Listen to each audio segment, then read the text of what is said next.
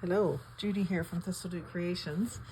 Now this isn't a very creative one, but I'm just going to re-ink my archival ink in vintage photo and ground espresso.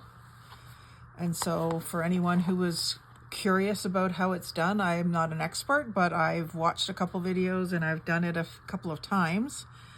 So I've got my vintage photo distressed archival ink re-inker. I just bought it on Amazon. It says to use to re-ink mini Tim Holtz Distress archival ink pads. To use, lightly squeeze bottle while rubbing re-inker across felt pad. Spread evenly using a craft scraper or plastic card. Clean using Ranger archival ink cleaner. Now, I don't know what the archival ink cleaner would be, but I don't have any. I'm not worried about cleaning up. I'll probably get some on my fingers, but it'll wear off soon enough. So the vintage photo, just make sure I've got the right one here. And sometimes I'm working and I kind of get them mixed up. So to just check, one is going to be a lot darker than the other. And I can kind of see it already. You probably can't. But if I just stamp down with each one, I can see that this one is much darker, so that's definitely the ground espresso, and that's the vintage photo. So that gives you a better idea of the color difference on them.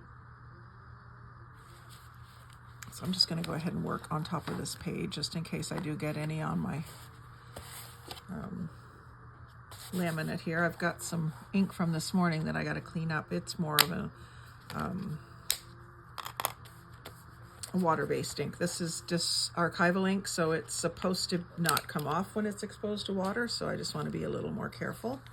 Probably should be wearing gloves, but I even have some somewhere here. Might not be a bad idea. Little 8 gloves, chemical resistant. Picked these up at the dollar store, I think.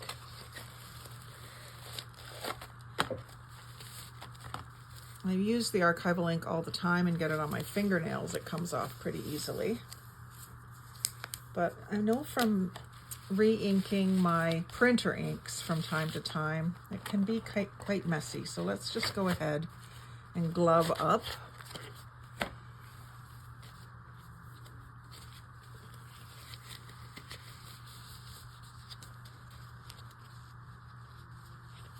And these are one size fits most. They're a little tight, but they'll do. Okay, so I'm just going to take the vintage photo. I am going to shake it a bit. I don't know if that needs to be done. I doubt it. I think ink is pretty much the same color all the way through. Not a lot of solids in it. And I'm just going to do like they said, just go back and forth across the ink pad. I'm going to let it just soak in while I do the other one. These are getting to be not so juicy as they used to be.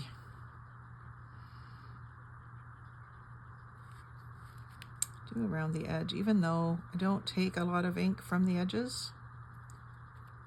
Go down the middle again because that sucked it right in. And then we'll go back over this one. It's already soaked in.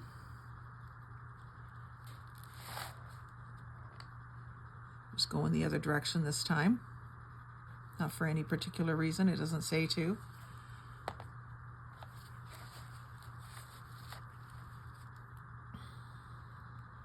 That one didn't soak in quite as fast, or maybe I didn't take as long to do it. I use the vintage photo a lot more often than the ground espresso. So I'm going to let it go ahead and sink in a bit more, and then I'm going to take this little miniature plastic card. It's from a retail points card program. This one's meant for on your keychain. And once it's already kind of soaked in, I'm just going to kind of push it down in.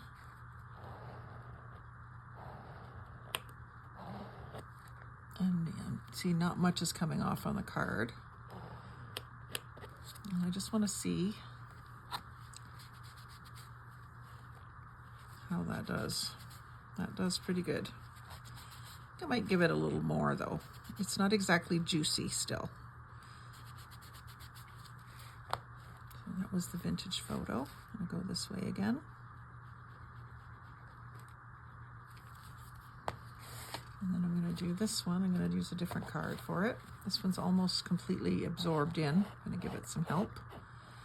And this is spreading it out evenly and pushing it down.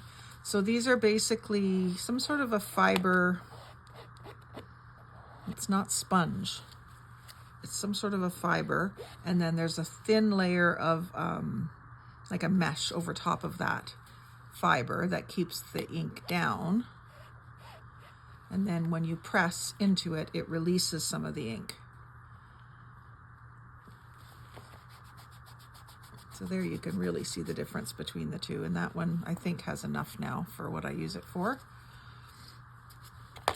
So I will go ahead, I already recapped that one, ground espresso. Put that back in my bag and put the lid on. Actually, I'll ink something up for you with both of them too, just so you can see.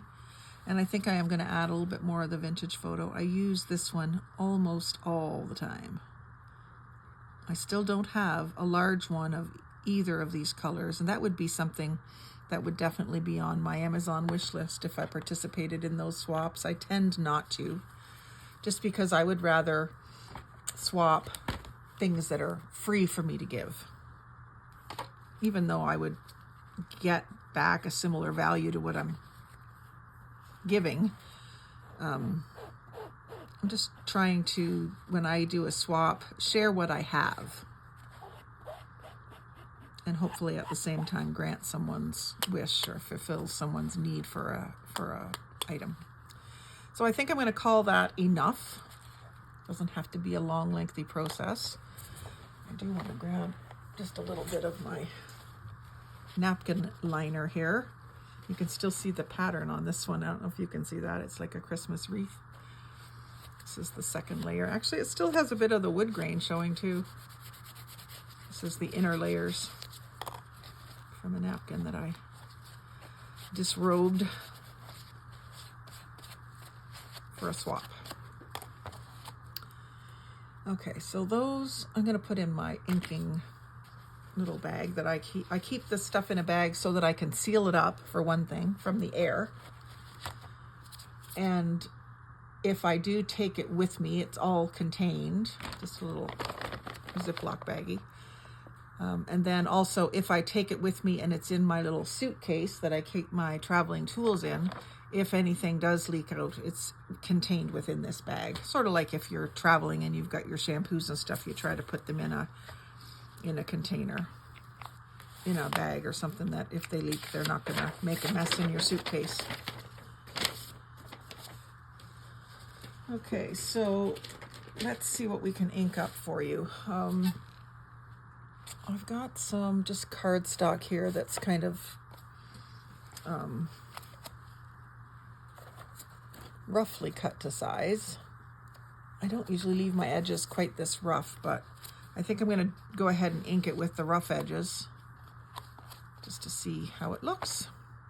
I have roughed up the edges on some things on purpose, so you can go around and actually what I'll do is I'll do this side, which is rough cut. These were cut with my, I think they were cut with my paper trimmer, but kind of with a dull blade.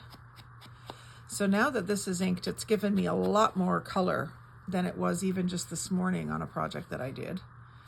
But what I want to show you the difference is you can take an emery board if your cut is a little rough and smooth it out. We'll just see how it takes the ink differently if it's smoother.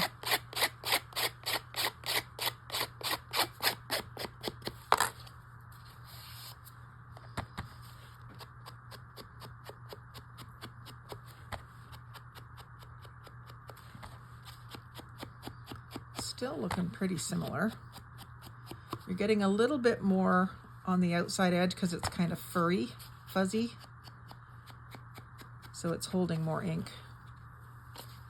But anyway, and that's the ground espresso, and that's what that's the vintage photo, sorry. Fresh vintage photo. And this is what it looks like on like cereal box, because this is what I glued that book page onto, was a cereal box or something like that. That kind of color that's between gray and beige. This one is a little more beige. Some of them are quite gray. I don't know if I have an example of a grayer one. Oh, there's an ice cream box. Yeah, some of them are more gray than others. Like those two examples there. That one's more beige, that one's more gray. So you can ink the whole thing too. If it's too gray for you, you can ink over the whole back of it to make it more beigey. So you just would take this and just go all over like that and warm it up a little bit if it's too gray. Doesn't take but a second, you know, so that's quite doable. And then we'll do the same thing on this one with the ground espresso, just to compare. And again, I'm going to leave this side kind of rough. This one is like a very brown black. There's certainly a blacker black, but this one is pretty black.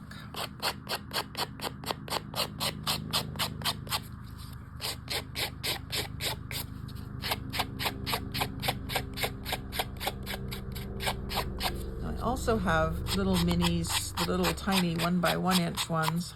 Got a plane or something just went over, my whole house shook. It must have been pretty low.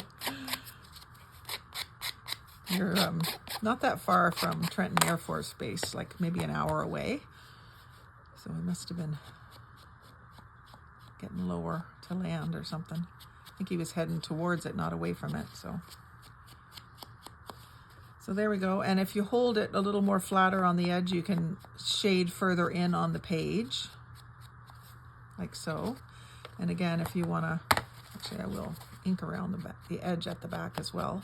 I find inking the front and the back gets the edge of it, like the very edge here, really gets it well, especially if you've got something with a white center. The paper in the middle is white.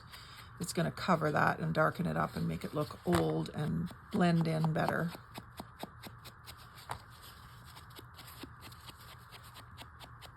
Do the back edge and then just all over the back. I don't usually do that with the ground espresso. I'm more likely to do that with the vintage photo, just to make it more tan than gray. But you can see if you wanted more of a grungy look, and here you can see where this is smooth and this is rough, and how it's taking the ink differently in those two spots. It's kind of interesting if you like that grungy look, maybe for steampunk or something more masculine, or just something that you want to look really, really old. But yeah, so that's those re-inked. And I've been kind of tempted to use these same re-inkers for these little guys, but I think I'll wait and get the correct ink. I don't know if there's that much of a difference, but it could be a totally different base. Like it must be, because these ones, they don't say are archival quality, so there must be something different about them. If anybody knows, put it in the comments, and we'll, you know, even if we're not sure if you're right, we'll take that as a something to consider. So yeah, do share any knowledge you do have. And then these now are one step closer to being ready to decorate, so that'll be fun. So that's all I wanted to show you today, is just how I re-ink my inks, and so that they're, you know, refreshed. They were starting to get a little faint, dull, hard to see. So now I won't have to try so hard to get some ink out of that and onto my daubers. So thank you for watching. Like, comment, share, and subscribe. But most of all, have a great day and happy crafting.